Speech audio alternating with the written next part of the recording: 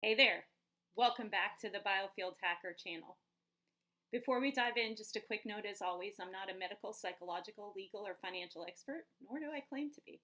You're fully responsible for your own decisions, actions, and results. Okay, with that out of the way, today, from my perspective, is a day to celebrate. Well, actually, yesterday.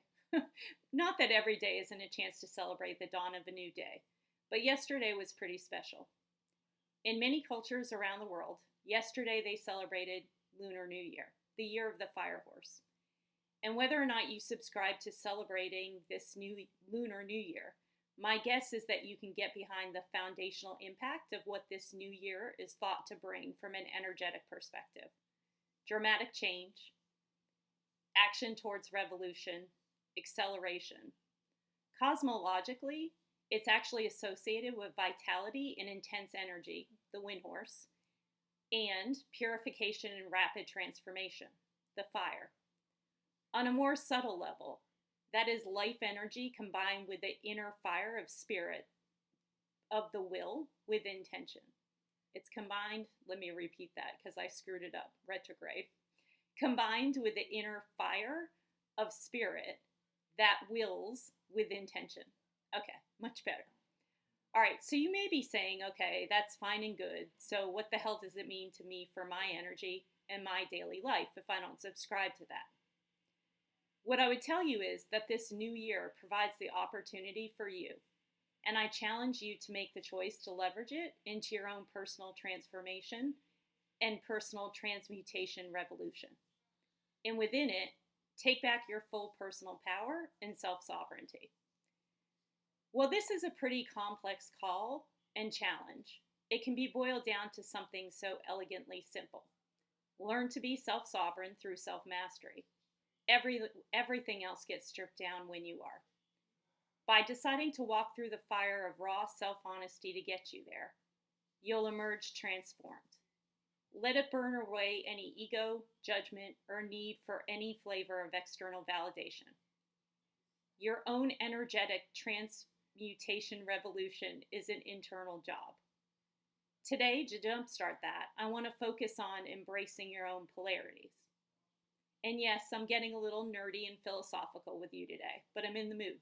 And know, for those of you who are watching, you can hang with it.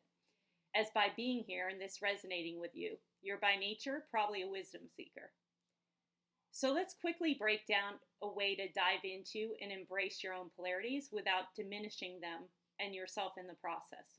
Life and you are full of dichotomies, and I'd propose that's all part of your magic and actually what makes you uniquely you. But so often we're called to squelch these and lean into overdeveloping one of these sides due to familial, societal, or organizational pressures. In short, what they say or think about them, whether overtly or inferred. Often operating out of your most authentic self is hard, given our life experiences. The learning and experiences have sometimes shaped hardwired programming into our brains that are hard to navigate around, or in some cases, even able to self-identify. Instead of talking about polarities in concept to begin accessing your own spark, it's essential to balance those polarities and dualities within yourself. So let me give you some examples. Don't stick to these examples, by the way, but let me give you an example of what I'm talking about with polarities. Some people think that you can't be two things at once. And so what do I mean by that? You can be social and nerdy, right? You can be feminine, and we're not talking about gender, feminine side, which is creating, calling things to you, empathy, intuition, that's your feminine side. And then your masculine side, taking action, using your logic, doing things, that's your masculine side. There's also the polarities of doing and just being. There's also balancing time versus money, working and playing, dark and light. A good parent, spouse, child, or leader, and an individual being, sans any role you play. You can be sexually creative and monogamous, action-oriented and receptive, disciplined and free-flowing, giving and have strong boundaries. being generous and still enforcing standards of reciprocity. You can be bougie and humble at the same time. Those are just some of the examples of the polarities that we struggle to work with as society labels them. We can embody any number of traits that you might perceive as dichotomies. But here's the thing, you can really be this and that. The truly ultimate in happiness and bliss is exercising your free will to be self-sovereign, breaking through any labels or systems or internal narratives that hold you back from being exactly who you are at your core in a balanced way. So let's talk about a field hack that you can implement today. An imbalance of your polarities is like always lifting weights on one side of your body and ignoring the other half. You wouldn't run around with an overdeveloped muscles on one side of your body, would you? Exercising both sides of your dualities and polarities is the exact same thing. Go through any of the examples that I just talked about earlier in the video that resonate with you and or that you reacted to. Is there anything about how you show up in the world that was shaped by the need to be accepted or approved of? Do you ever say yes when your body screams no? Is there any part of you that you suppress or don't fully exercise due to what you perceive others will think, or even what you think deep down? What proverbial muscle would you work out more if you stopped performing for love, praise, or even to feel safe? When you look in the mirror, are you being radically honest about what's driving your thoughts, actions, and behaviors? Now, with whatever came to mind when I asked those questions, let's dive deeper. What is your mind or even ego telling you that is based on judgment, stereotypes, or preconceptions rooted in upbringing, societal frameworks, and personal experiences? And now ask yourself if this perception or conclusion is really the truth. Don't hand over your power to them to dictate a rule book for how you should live, what you should value, or how you should act.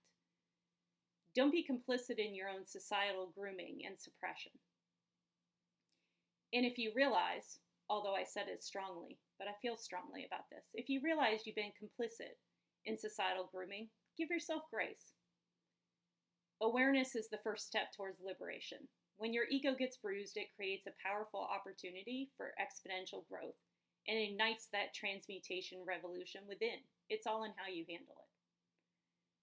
They say that the mind can be the enemy of liberation, and I would tell you that the mind can be the greatest enemy of your highest energetic self too. Make it your mission to do root cause analysis on exactly who you think you are. Not the branches, not the leaves, but the root of the tree, in order to free yourself. Why not just radically accept your polarities and understand that everyone's full of complex layers that make them unique to vibe at your highest frequency? Wouldn't it be better use of your time and energy to advocate for your limitless potential in every area of your life by being all of you? Balancing your polarities by working them all out in harmony. And stop judging yourself and fragmenting your own energy. You weren't made to play small. You weren't born to perform. You came to embody something real, raw, rare, and beautiful. Be all of you and the best you because of it. Sans any mask. If they can't handle your full-blown light and magic, fuck them. They probably don't deserve your light and energy anyway. Change your mindset and make the unconscious conscious, because the world needs you exactly how you are and the magic you bring to the world. Until next time, take care.